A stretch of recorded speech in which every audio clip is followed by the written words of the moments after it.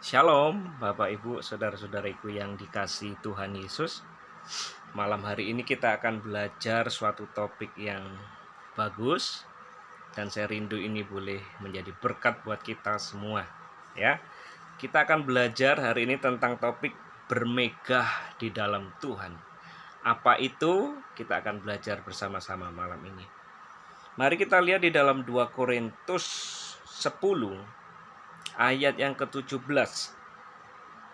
Begini bunyinya Bapak Ibu. Tetapi barang siapa bermegah, hendaklah ia bermegah di dalam Tuhan. Ya, bagaimana Paulus menulis ayat ini? Karena sebelum-sebelumnya, ayat-ayat sebelumnya Bapak Ibu, Paulus banyak melihat orang-orang yang bermegah, tetapi bukan bermegah karena Tuhan. Ya, bermegah karena kepandaian, bermegah karena hal-hal yang duniawi, sehingga mereka menyombongkan perkara-perkara yang seharusnya tidak perlu disombongkan atau dibanggakan. Kita akan lihat lebih lanjut di dalam Yeremia ya, 9 ayat 23 sampai 24. Beginilah firman Tuhan, janganlah orang bijaksana bermegah karena kebijaksanaannya, janganlah orang kuat bermegah karena kekuatannya, janganlah orang kaya bermegah karena kekayaannya, tetapi siapa yang bermegah, baiklah ia bermegah karena yang berikut, bahwa ia memahami dan mengenal aku, bahwa akulah Tuhan yang menunjukkan kasih setia, keadilan dan kebenaran di bumi. Sungguh semuanya itu kusukai, demikianlah firman Tuhan. Ya, di Yeremia ini Bapak Ibu dikatakan bahwa janganlah orang bijaksana bermegah karena kebijaksanaannya. Ini yang pertama Bapak Ibu, di mana banyak orang itu bermegah karena merasa bijaksana. Ya, biasanya orang yang merasa dirinya bijaksana itu sebenarnya tidak bijaksana. Karena orang yang bijaksana sejati Bapak Ibu, dia tidak pernah merasa bijaksana. Ya. Istilahnya kayak orang ganteng ya. Orang ganteng itu dia nggak perlu menunjukkan bahwa dirinya ganteng ya. Orang lain sudah tahu bahwa dirinya ganteng, tidak perlu ditunjuk-tunjukkan, tidak perlu dipamer-pamerkan ya. Sama. Jadi orang yang menganggap dirinya bijaksana, biasanya orang itu tidak bijaksana. Orang yang menganggap dirinya pandai, biasanya tidak pandai. Orang yang menganggap dirinya pintar, Bapak Ibu, biasanya tidak pintar. Karena semakin bijaksana seseorang, semakin pandai seseorang, semakin pintar seseorang, dia akan semakin merendahkan hati. Ingat ini baik-baik. Dia akan semakin merasa tidak tahu apa-apa. Semakin dalam pengetahuan seseorang, dia akan semakin banyak belajar. Semakin rendah hati, semakin mau diajar. Biasanya orang-orang yang susah diajar karena merasa dirinya bijaksana, merasa dirinya pandai, merasa dirinya pintar. Inilah yang membuat orang-orang itu susah ditegur. Karena apa? Merasa bijaksana. Ya. Kalau kita sudah merasa bijaksana, merasa pandai, merasa pintar, kita sebenarnya sedang melakukan apa yang namanya sombong, Bapak Ibu. Ingat Bapak Ibu bahwa orang yang sombong itu sangat dibenci Tuhan. Ya. Orang yang sombong itu akan direndahkan sama Tuhan.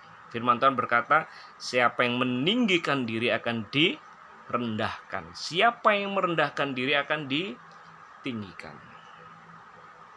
Jadi, mulai malam hari ini Bapak Ibu, jangan sampai roh kesombongan, merasa diri pandai, pintar, hebat, itu ada dalam diri kita. Kita mau buang sifat itu. Mari kita merendahkan hati kita. Mau belajar terus Bahkan kita mau belajar dari orang-orang bukan hanya di atas kita. Kita mau belajar dari orang-orang yang mungkin di bawah kita. Seorang pemimpin mau belajar kepada orang-orang yang dipimpinnya. Biasanya Bapak Ibu, orang yang sombong itu menempati tempat-tempat strategis. Siapa contohnya? Pemimpin. Atau apa? Pendeta mungkin. Karena apa? Dia merasa dirinya yang sudah paling pandai, paling pintar. Tidak perlu dia belajar dari jemaatnya. Tidak perlu dia belajar dari orang yang di bawahnya. Ini adalah orang yang bermegah karena kesombongannya. Jadi kepandaiannya, kepintarannya itu menjadi kebanggaan dia. Dia merasa hebat, merasa pandai, merasa pintar. Itu menjadi kebanggaannya dia. Contohnya siapa? Ahli Farisi, orang Taurat, ahli Farisi, Bapak Ibu. Karena merasa dirinya hebat, pandai, pintar, bijaksana, sehingga waktu Tuhan Yesus berbicara, mereka tidak ada yang mau mendengarkan Tuhan Yesus. Mereka selalu merasa lebih pintar daripada Tuhan Yesus. Ya, apa yang dilakukan orang Farisi ahli Taurat? Selalu berdebat dengan Tuhan Yesus. Atau selalu mencari kesalahan daripada Tuhan Yesus. Tidak punya kerendahan hati, Bapak Ibu. Ini sangat rawan bagi para pemimpin. Kalau hatinya sudah dipenuhi dengan kesombongan, ya, bermegah karena kebijaksanaannya, hati-hati Bapak Ibu. Mari kita bertobat, ya. Karena Tuhan bisa pakai semua orang untuk memperingatkan kita. Bahkan seorang raja besar seperti Daud, Bapak Ibu. Dia seorang raja besar waktu itu. Dia ditegur oleh seorang Nabi Nathan, di mana secara posisi Nabi Nathan ini di bawahnya dia. Bisa saja Daud ini marah dan menyuruh panglima untuk memenggal kepala Nabi Nathan. Tetapi Daud tidak melakukan itu. Dia menghargai teguran daripada seorang Nabi Nathan. Mari kita belajar rendah hati, Bapak Ibu, ya. Jangan sombong karena kebijaksanaan kita, ya. Setelah itu apa, Bapak Ibu? Janganlah orang kuat bermegah karena kekuatannya. Kekuatan ini bisa berarti dua hal, mungkin kekuatan fisik juga, ya. Ada orang-orang yang memang terlahir fisiknya ini kuat, ya. Oh, aku nggak akan sakit. Wow, apa fisiknya kuat, Bapak Ibu. Atlet-atlet mungkin, ya, mempunyai fisik yang kuat, ya. Aku nggak akan sakit. Oh, aku nggak akan mengalami hal-hal yang buruk dan segala macam. Akhirnya apa? Mereka sombong, mereka bangga dengan kekuatan fisik mereka. Ada juga orang-orang yang merasa fisiknya kuat, akhirnya dipakai untuk apa? Berantem, ya. Dulu waktu kecil Bapak Ibu, saya juga demikian. Kadang-kadang itu berantem sama teman karena apa? Merasa fisiknya kuat. Itu jadi kebanggaan, kekuatan gitu ya. Tapi ada lagi orang yang bangga karena kekuatannya itu karena apa? Mungkin karena jabatan, mungkin karena posisi, ya, mungkin karena titel, merasa dirinya kuat, ya, kuat di dalam apa? Jabatan mungkin. Sebagai seorang pemimpin, kuat dalam hal apa? Pengaruh misalnya. Dia merasa dirinya kuat dan dia menyombongkan kekuatannya, menyombongkan jabatannya, menyombongkan apa yang dia punyai, Bapak Ibu. Hal ini terjadi pada waktu seorang kaisar, Bapak Ibu. Kaisar begitu sombong, Bapak Ibu. Dia berbicara begitu sombong dan Rakyatnya berkata ini bukan suara manusia, tetapi suara Tuhan. Rakyatnya berseru seperti itu. Dan kaisar ini tidak menolak, Bapak Ibu. Bahkan dia mengiyakan. Dengan sombongnya dia berkata bahwa aku ini seperti Tuhan. Karena apa? Kuat dia. Merasa kuat dalam posisi, jabatan, kedudukan. Apa yang terjadi Bapak Ibu? Kaisar ini ditampar oleh malaikat karena tidak menghormati Tuhan. Bapak Ibu yang dikasihi Tuhan, sekuat-kuatnya manusia, Bapak Ibu, kita ini hanyalah debu tanah yang rapuh, yang lemah. Jangan sampai kita itu menganggap diri kita ini seperti Tuhan, ya. Ada juga seorang raja, cerita di Alkitab, bagaimana dia menyombongkan dirinya dan akhirnya dia dihukum oleh Tuhan. Akhirnya dia berperilaku seperti hewan. Dia ditinggal di hutan, ya, rambutnya panjang, makanannya rumput. Karena dia sombong, tidak menghargai Tuhan. Karena merasa dirinya kuat. Karena dia merasa dirinya kuat, akhirnya merendahkan semua orang. Bahkan berani merendahkan Tuhan. Hati-hati Bapak Ibu. Jangan sampai kita bangga, ya, bermegah karena kita kuat. Mungkin engkau saat ini kuat secara posisi, keuangan, atau apapun. Itu adalah berkat yang Tuhan berikan dalam hidup kita.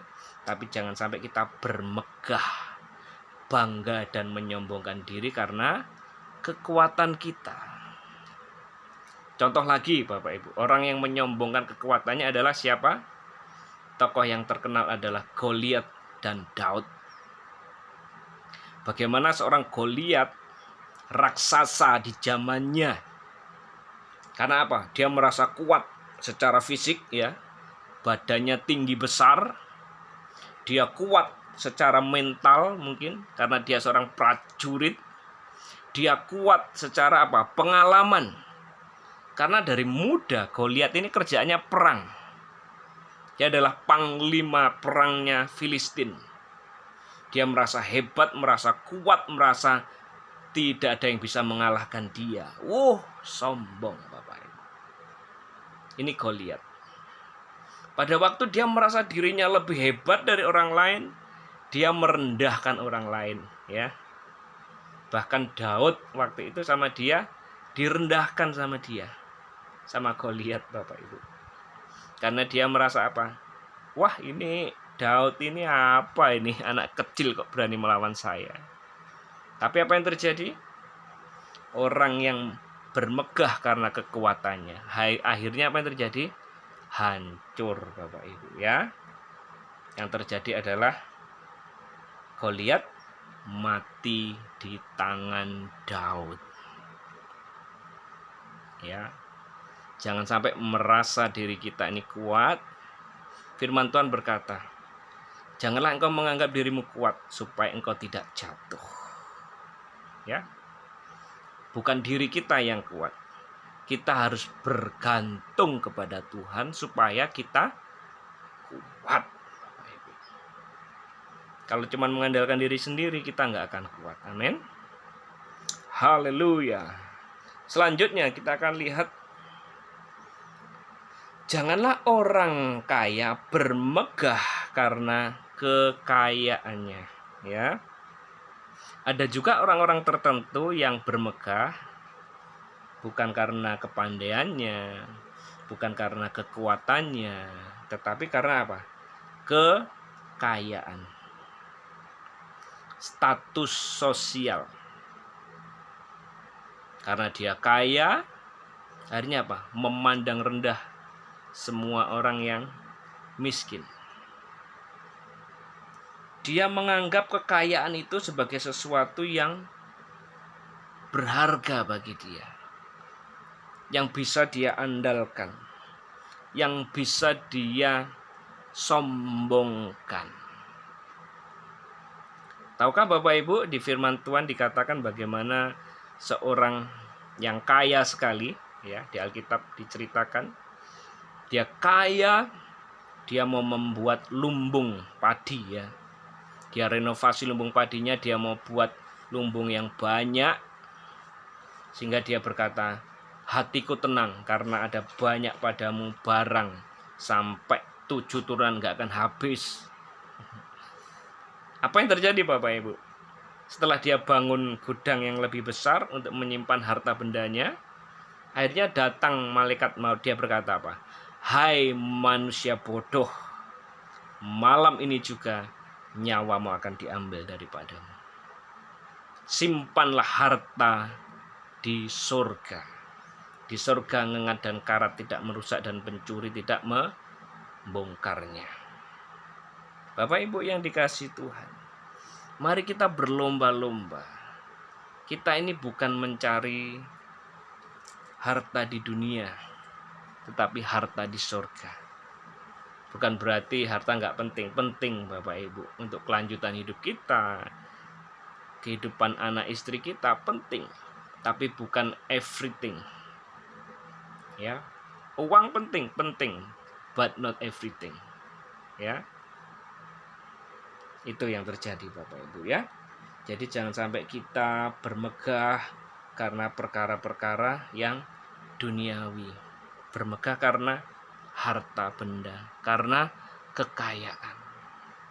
Firman Tuhan berkata gini, ya, harta kita, di mana harta kita berada, di situ hati kita berada. Kalau harta kita ini adalah berupa harta kekayaan duniawi, uang, materi, hati kita akan selalu tertuju ke sana. Ya. Dan kita rela mengorbankan apa saja demi materi tersebut. Makanya tidak heran Bapak Ibu, ada orang yang kerja mati-matian, cari uang, cari cuan, cari harta, sampai apa? Meninggalkan ibadah, meninggalkan persekutuan, karena bagi dia harta itu yang paling utama. Ya, itu adalah orang yang bermegah karena harta benda atau kekayaan. Selanjutnya Bapak Ibu yang terakhir, tetapi siapa yang mau bermegah, baiklah bermegah karena yang berikut, bahwa ia memahami dan mengenal aku, bahwa akulah Tuhan yang menunjukkan kasih setia, keadilan dan kebenaran di bumi. Sungguh semuanya itu kusukai, demikianlah firman Tuhan. Ya, firman Tuhan berkata bahwa apa? Barang siapa bermegah, baiklah dia bermegah hal ini, yaitu dia memahami dan mengenal aku. Jadi seperti yang Paulus katakan tadi, siapa yang bermegah, hendaklah ia bermegah di dalam Tuhan. Ya. Artinya apa? Kita menjadikan Tuhan adalah pusat kebanggaan kita. Kita menjadikan Tuhan itu menjadi harta kesayangan kita. Kita menjadikan Tuhan, Bapak Ibu, menjadi sesuatu yang sangat berharga buat diri kita, ya. Tuhan menjadi sesuatu yang begitu indah, yang kita kagumi, yang kita cintai. Waktu kita bermegah akan Tuhan, Bapak Ibu, hati kita akan selalu tertuju kepada Tuhan. Hati kita akan dipenuhi dengan kekaguman. Hati kita akan selalu dipenuhi dengan pujian kepada Tuhan. Karena apa? Kita sungguh-sungguh kagum kepada Tuhan kita. Kita sungguh-sungguh bangga akan Tuhan kita. Makanya firman Tuhan berkata seperti ini. Kami bangga memiliki Allah seperti-Mu. Kami bahagia menjadi milik-Mu. Kami memuji, kami menyembah kepada-Mu, Tuhan. Kalau kita bermegah dalam Tuhan, Bapak Ibu, di hati kita akan selalu ada pujian di hadapan Tuhan. Di hati kita akan selalu diliputi oleh kekaguman akan Tuhan. Di hati kita akan selalu dipenuhi dengan ucapan syukur atas semua kebaikan Tuhan. Hati kita akan dipenuhi dengan pujian dan penyembahan. Karena kita kagum, kita bangga, kita bermegah di dalam Tuhan. Waktu kita bermegah dalam Tuhan, Bapak Ibu, setiap hari, bahkan setiap detik, setiap menit, hati kita akan melimpah dengan pujian penyembahan kepada Tuhan. Banyak orang, Bapak Ibu, yang tidak bisa memuji dan menyembah Tuhan, atau tidak sungguh-sungguh dalam memuji dan menyembah Tuhan. Karena ini, dia tidak bermegah dalam Tuhan. Dia tidak mengalami kekaguman dengan Tuhan. Dia tidak bangga dengan Tuhan. Dia tidak merasa Tuhan itu adalah harta yang sangat berharga buat dia. Akhirnya, pujian yang keluar dari mulutnya hanya sebagai nyanyian. Saya bilang ini nyanyian, tapi bukan pujian, ya. Seperti dikatakan dalam firman Tuhan, percuma kamu beribadah kepadaku. Mulutmu memuji Tuhan, tapi hatimu jauh daripada Tuhan. Karena apa? Kita tidak bermegah dalam Tuhan, Bapak Ibu. Waktu kita bermegah dalam Tuhan, percayalah, hatimu dipenuhi dengan pujian, penyembahan 24 hours. Baik engkau ditolong maupun tidak ditolong Tuhan, hatimu akan melimpah dengan ucapan syukur. Karena engkau bangga sama Tuhan. Engkau kagum akan Tuhan. Engkau bermegah di dalam Tuhan. Engkau akan sangat mudah sekali masuk dalam hadirat Tuhan. Bahkan waktu engkau bekerja, tiba-tiba engkau meneteskan air mata. Karena apa? Hatimu dipenuhi dengan ucapan syukur, dipenuhi dengan pujian, dipenuhi dengan kebanggaan kepada Tuhan. Engkau akan mudah sekali mengalami hadirat Tuhan, Bapak Ibu. Bahkan waktu engkau sudah menutup matamu dan engkau mulai memuji Tuhan, tiba-tiba engkau bisa meneteskan air mata. Karena kebaikan Tuhan dalam hidupmu. Bapak Ibu dikasih Tuhan, mari malam hari ini kita bukan bermegah karena apa? Kepandaian, kebijaksanaan. Kita hanya bermegah karena kita boleh mengenal Tuhan. Ya. Kita tidak bermegah karena kekuatan kita. Ya. Karena manusia pada dasarnya rapuh. Kita tidak bermegah karena kekayaannya, kekayaan yang kita punya. Karena dunia dan segala isinya akan lenyap. Tapi kerajaan Tuhan tidak akan lenyap. Mari kita bermegah, ya. Karena kita boleh memahami dan mengenal Tuhan. Jadikan Bapak Ibu pengenalanmu akan Tuhan menjadi prioritas dalam hidupmu. Jadikan doa-doamu menjadi prioritas dalam hidupmu. Jadikan hidupmu ini sungguh-sungguh kita untuk mengenal Tuhan. Amin. Haleluya.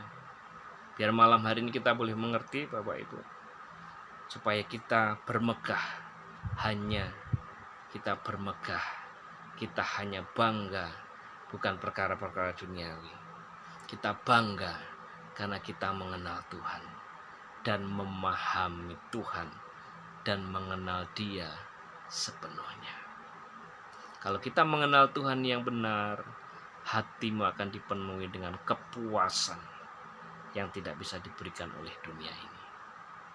Amin. Bapak Ibu dikasih Tuhan, biar kita boleh mengerti malam hari ini. Mulai malam hari ini kita boleh tahu bahwa pengenalan akan Tuhan itu lebih berharga dari apapun juga. Dan mari kita bermegah hanya di dalam Tuhan. Haleluya. Amin.